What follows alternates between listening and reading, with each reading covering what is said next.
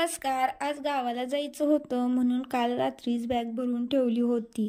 सकाळी लवकर जायचं होतं म्हणून लवकर आवरलं आणि निघालो. वाटेत जाताना बाप्पाचे दर्शन पण झाले. खूप गर्दी होती म्हणून बाहेरूनच पाया पडून निघालो. स्वारगेटच्या येथे कारभारी सोडायला आलो होतं. तेथे पोचल्यावर मला समजले मी घरात जी चप्पल वापरते तीच गडबडीत घालून आली आहे. तुमच्यासोबत कधी असं झालं आहे का? नंतर कारभाऱ्यांनी गाडीत बसवले आणि कारभारी गेले. परत प्रवासात झोप लागली. उठले तर बस नाश्त्यासाठी थांबली होती. उपवास असल्यामुळे मी येतानाच घरून सफरचंद आणि वेपर्स आणलेलं होतं. तेच खाऊन घेतलं. त्यानंतर फायनली कराडमध्ये आले. आपलं शहर बघून खूप आनंद होतो ना. दीदी आली होती घ्यायला.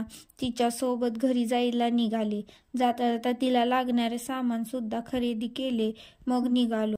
गावच्या रस्त्याला येऊन पोहोचलो.